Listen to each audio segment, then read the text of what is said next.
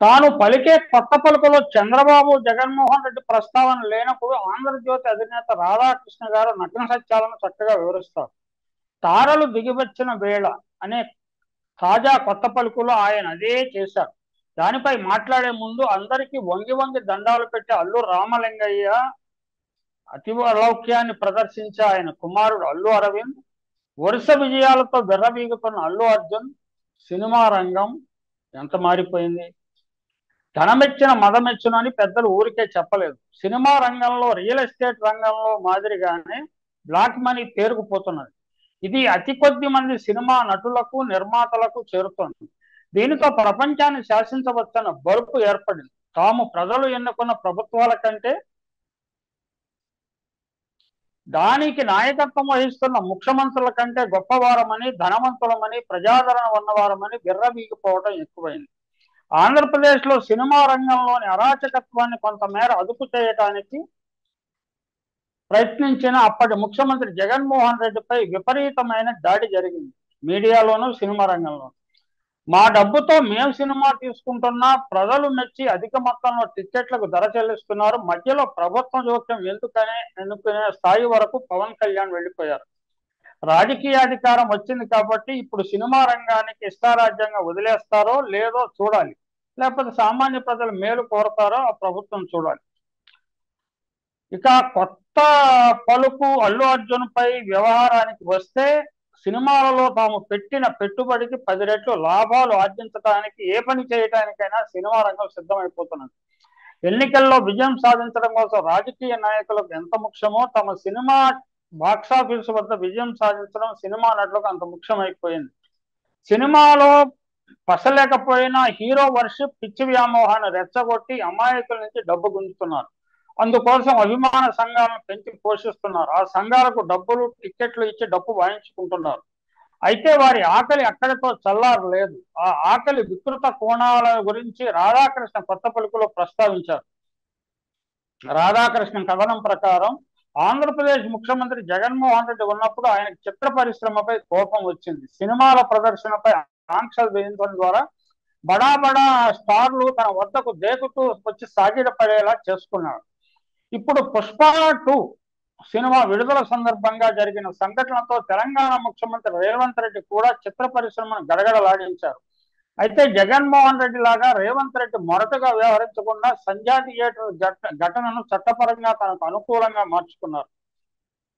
అంటే తాను మెచ్చినది రంభ, తాను వలచినది రంభ అని అంటారు కదా, అది రేవంత్ రెడ్డి గారు మన రాధాకృష్ణ గారికి నచ్చారనమాట. రేవంత్ రెడ్డి జగన్మోహన్ రెడ్డి లాగా రేవంత్ రెడ్డి మొరగట్టుగా వ్యవహరించకుండా సంధ్యా థియేటర్ ఘటనను చట్టపరంగా తనకు అనుకూలంగా మార్చుకున్నారు. తన చర్యలు, ప్రకటనల ద్వారా చిత్ర పరిశ్రమను దారిలో తెచ్చుకోవడంతో పాటు తెలంగాణ ప్రజల దృష్టిలో తానే నిజమైన స్టార్ అని రుజువు చేసుకున్నారు. అల్లు అర్జున్ వ్యవహారంలో ముఖ్యమంత్రి రేవంత్ రెడ్డి చర్యలను దాదాపు 70% మంది ప్రజలు సమర్థిస్తున్నట్లు సమాచారం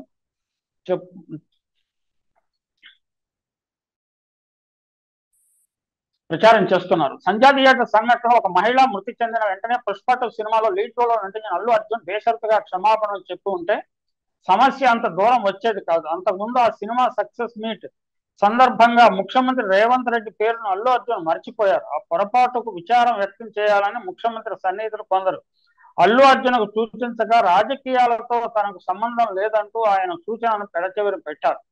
దీంతో ప్రభుత్వం పెద్దలకు కోపం వచ్చింది.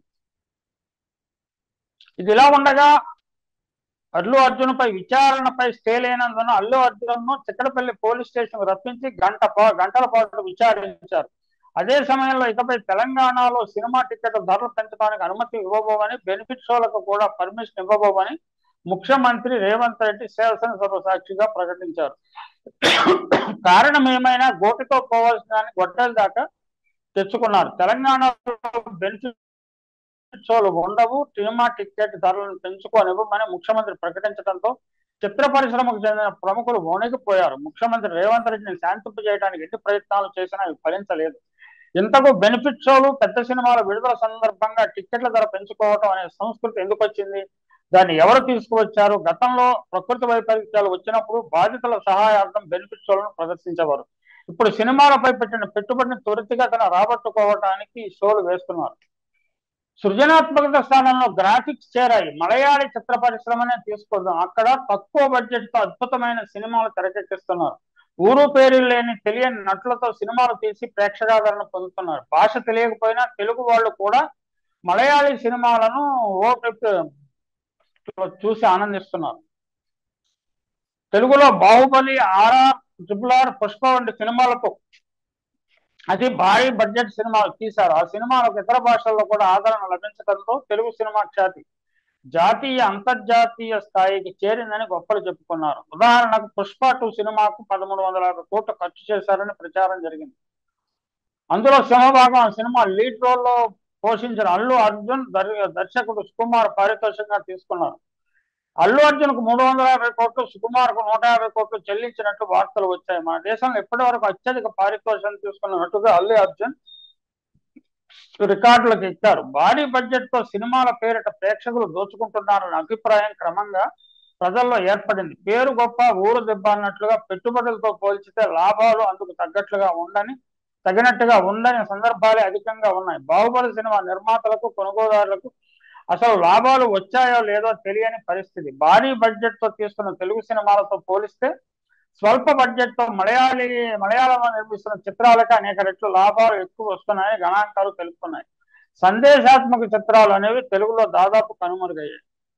ఒకప్పుడు తెలుగులో మాలపిల్ల అటువంటి సినిమాలు, అద్భుతమైన సినిమాలు వచ్చాయి.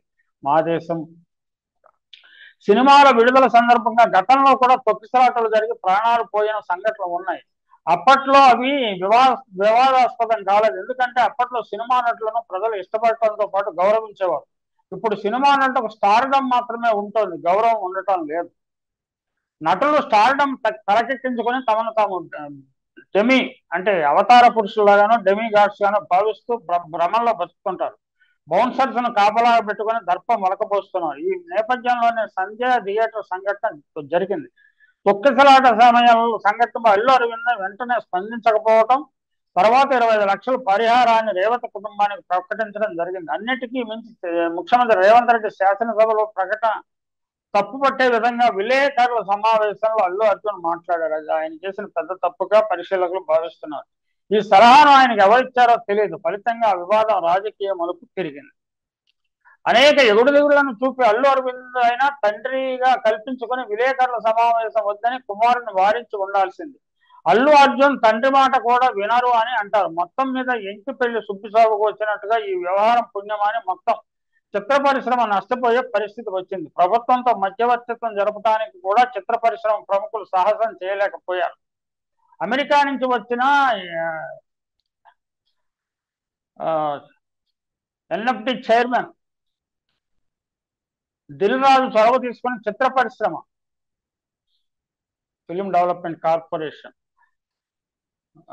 దిల్ రాజు చొరవ తీసుకుని చిత్ర పరిశ్రమ ప్రముఖులకు ముఖ్యమంత్రి రేవంత్ రెడ్డి వద్దకు తీసుకెళ్లారు. అయితే ముఖ్యమంత్రి రేవంత్ రెడ్డి ఏమాత్రం మొహమాట పడకుండా సినిమా వాళ్లకు షరతులు విధించారు. ప్రభుత్వ సహకారం కావాలంటే మాదక ద్రవ్యాలను అరికట్టడంలో, టూరిజం ప్రమోషన్ కు సినిమా ప్రముఖులు స్వచ్ఛందంగా ముందుకొచ్చి ప్రచారం చేయాలని ఖరాఖండిగా చెప్పారు. దాంతో తానేమిటో రేవంత్ రెడ్డి రుజువు చేసుకున్నారు. ముఖ్యమంత్రిని శాంతింపజేయడానికి సినిమా ప్రముఖులు శాలువాలు కప్పి బొకేలు ఇవ్వడంలో పోటీ పడ్డారు.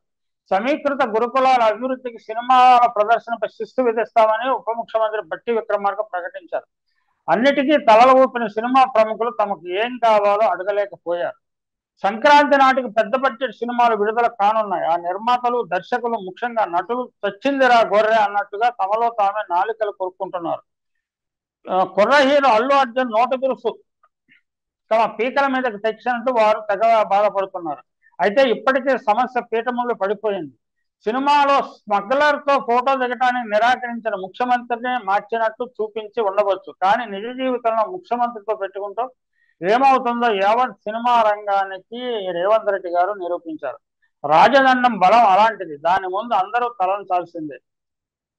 చిత్ర పరిశ్రమ మొత్తంలో టర్నోవర్ ఏడాదికి 2-3 వేల కోట్లకు మించి ఉండదు. అంతకంటే ఎక్కువ టర్నోవర్ వ్యాపారాలు చేస్తున్న సంస్థలు హైదరాబాద్ లో వేల సంఖ్యలో ఉన్నాయి. వారెవరికి దక్కని గుర్తింపు, గౌరవం చిత్ర పరిశ్రమ వారికి వస్తున్నదంటే అందుకు గ్లామర్ ప్రధాన కారణం. ఈ గ్లామర్ ను గ్లామర్ గానే చూడకుండా తాము ఎంత తాము అంత అనుకుంటే ఎదురు దెబ్బలు తగరు, తల బొప్పిగట్టగా మానదంటారు కదా.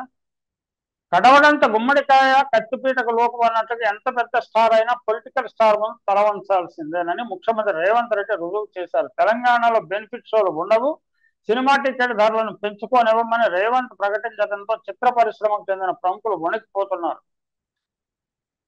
సీఎం శాంతింపజేయడానికి వారి ప్రయత్నాలు ఏవి ఫలించలేదు. సంక్రాంతి నెలలో ఏమవుతుందో చూద్దాం.